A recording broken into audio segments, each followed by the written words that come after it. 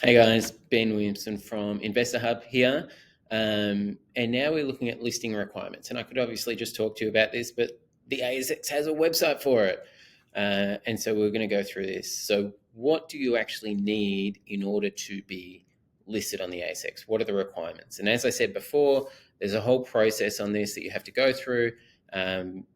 Appointing a lead broker, getting your legal representation, doing your prospectus, going through the processes. There's a bit to do there. But here we're talking about what do you actually need from a structure of entity point of view to be listed.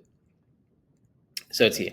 So to be general requirement to be listed, you need 300 shareholders at a minimum that are non-affiliated with each other. So what that means is you don't just need, you can't go and create 50 entities that buy $2,000 each and go, there's 50. No, if I created 50 entities that were all controlled by me, they're all affiliated clearly together, that bought $2,000 each, that's still one, right? It doesn't count as 50, it counts as one. So the reality of this is if it's Ben Williamson, if it's Ben and Kate Williamson, if it's the Williamson Family Trust, that's one person, right? So you need 300 arm's length people, essentially, with a minimum of $2,000 each. So not a high minimum at all, but not $500. The free float also has to be 20%. So that means that the available shares to be sold at any point needs to be a minimum of 20% of all shares on issue. So, typically, in a new issuance, you might have a lot of lockup of old shareholders, etc. You can't lock up more than 80%, right? It needs to be minimum of 20% available.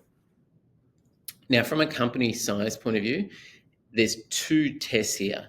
So there's the profit test, right? So essentially you either need to be a profitable business of any size, right? And there's 1 million aggregate over 3 years or $500,000 on the last 12 months. So there's the profit test, which isn't used that often. What's used more often is the asset test, right? So 4 mil of net tangible assets, which is essentially like raise $5 million and you got more than 4 mil of net tangible assets, or a 15 mil market cap.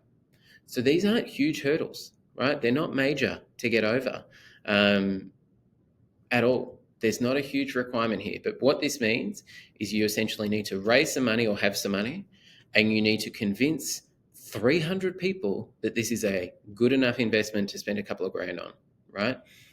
They're the requirements.